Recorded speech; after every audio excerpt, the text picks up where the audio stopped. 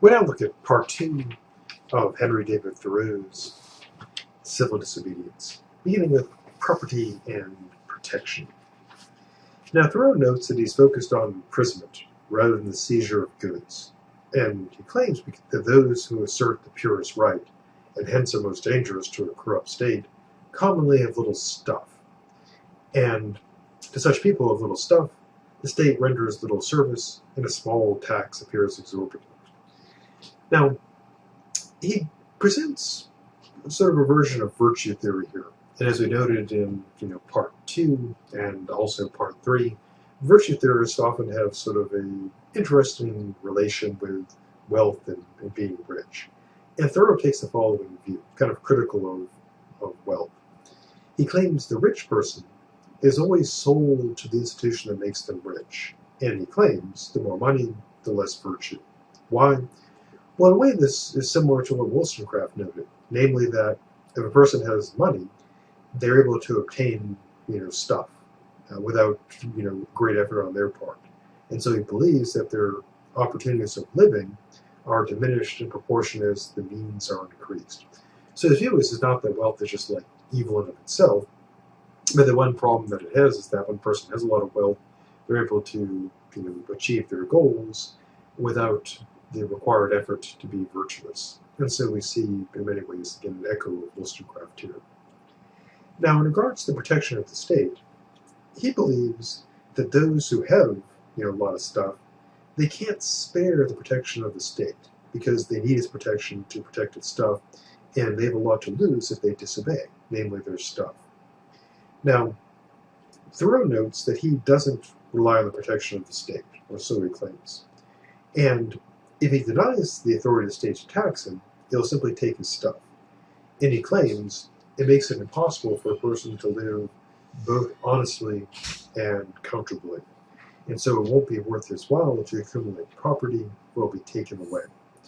Now here he turns explicitly to discussing another virtue theorist, namely our good dead friend, Confucius. And Confucius' view of wealth, as we saw back in part 2, is basically this. It's not that wealth is bad or good, it's that wealth is somewhat neutral. And Confucius notes that if a state is governed by the principles of reason, poverty and misery are subjects of shame. If a state is not governed by the principles of reason, riches and honors are subject of shame. So Thoreau's view is not that wealth is bad, it's how one achieves the wealth and how one uses it. Now Thoreau has kind of an interesting view here, namely that until he wants protection of the state, he can afford to refuse allegiance to it and her right to his property and life. He believes that it costs him less to do so. So what he suggests, and something that gets developed more later on, is essentially sort of opting out of the state, to essentially say, I'm not going to pay taxes, but I don't expect anything in return, sort of like opting out of any service. Now, he then turns back to discussing, his time in jail and the role of the prison in the state. Now, he regards the jail as a foolish institution because it acts as if he's mere flesh, blood, and bones to be locked up. And they locked the door on him, but of course, his thoughts were not imprisoned. And so, unable to reach the actual person, they tried to punish his body. Now, he regards the state as not ever intentionally confronting a person's intellect or moral sense, but only the person's body. And he believes the state does this for a very practical reason. Namely, the state does not have greater wit, intelligence. It does not have greater moral, integrity. What it has is superior strength. And he believes he was not born to be forced and will breathe after his own fashion. Now, when it comes to taxes, he has kind of an interesting approach, namely this. He says, when the government says, your money or your life, why shouldn't he be in haste to give it his money? It may be in great strait, great need. It may not know what to do. It's spending all this money and it's got to find a way to get more. But his view is that the state must help itself. That if it needs the money, it can't and should not come to him and take his money. because he is not responsible for the successful working of the machinery of society. And so his view is, interestingly enough, the idea that it's the state's obligation to pay for its own activities, and it has no right, as he sees it, to take money from him.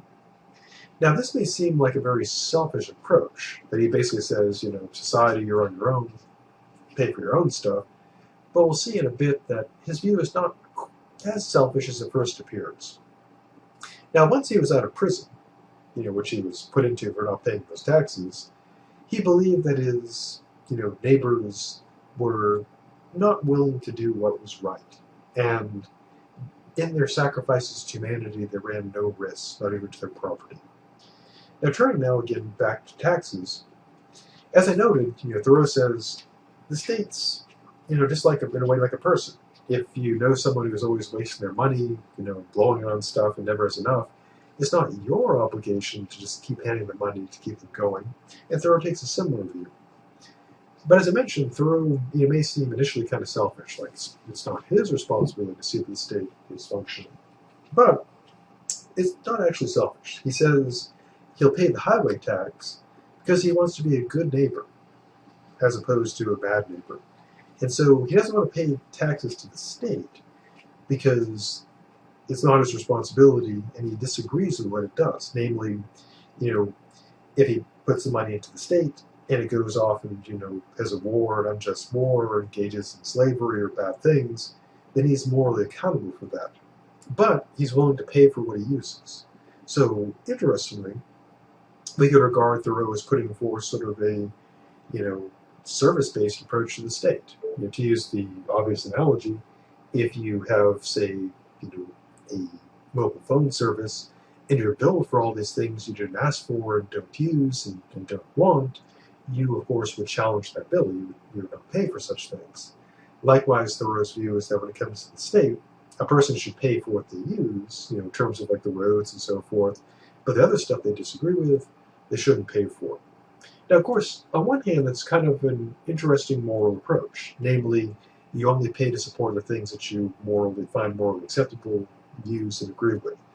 And that would seem to have a reasonable foundation to it. Namely, you're paying for what you use as opposed to what you don't use. So, for example, if you're at a restaurant and the people at their tables, eat all kinds of lobster and steaks and so forth, and then the waiter comes up and gives you some of their bill because you're in the restaurant, that'd be unfair. You should only pay for what you eat. And likewise, Thoreau could be seen as presenting a similar view. Now, of course, that can be countered. After all, what people would probably do is say, well, I disagree with this and disagree with that, I don't have to pay for it, and would try to avoid paying taxes, perhaps not on moral grounds, but just simply to save money. And of course, that would result in problems, roads being unpaved, schools being unfunded, etc. But it is kind of an interesting question, namely the one he raises.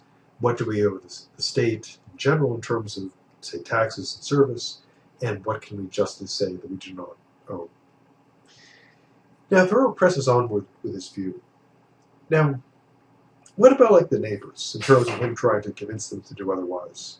Well, he considers the possibility that people say to him that people mean well and are only ignorant, and they would do better if they knew how.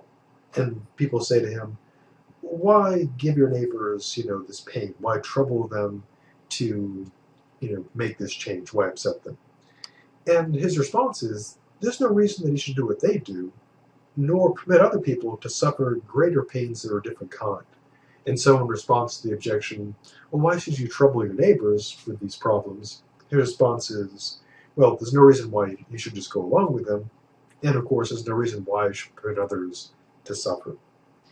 Now he considers another objection, namely this. When millions of people without ill will demand of him his taxes, without the possibility of retracting their demand, and without the possibility of appeal, why expose oneself to this brute force? And, making the objection, he draws an analogy to, natural forces. Namely that, obviously Thoreau's no fool, so he doesn't go and stick his head in the fire to, resist the fire. But Thoreau's response is this, that the state is not a wholly brute force, but human. Namely, that If he sticks his head in the fire, that's his own fault. That's just stupid. But in the case of the state, he's not facing off against a natural implacable force like fire or hurricane or earthquake. He's dealing with other people, and he can have some effect on them. He can resist it with some effect. Now, he closes by looking at what he thinks could be progress, namely this. He regards the authority of government as still being impure. To be strictly just, he follows here basically the foundation put forth by thinkers like Hobbes and Locke, that the state must have the sanction and consent of the governed, and it can have no right over people but what they concede to it. And so, interesting enough, abhorrently enough, he is going with the sort of justification put forth by Hobbes, Locke, and other thinkers, namely that government is based on the consent of the government. Now, looking back at history, he believes that there can be ongoing progress. He notes that there was progress from an absolute monarchy to a limited monarchy, from a limited monarchy to a democracy. And he believes that this progress can continue. And like, the traditional classic liberal thinkers, Locke, Hobbes, etc., he believes the individual is the basis of the state. And he believes, somewhat radically, that the democracy is not the last word in government, and that it's possible to take an additional step or steps towards recognizing the rights of individuals. And he believes there'll never be a free and enlightened state until it recognizes the individual as a higher and independent power from which it derives its own power and authority and treats them accordingly.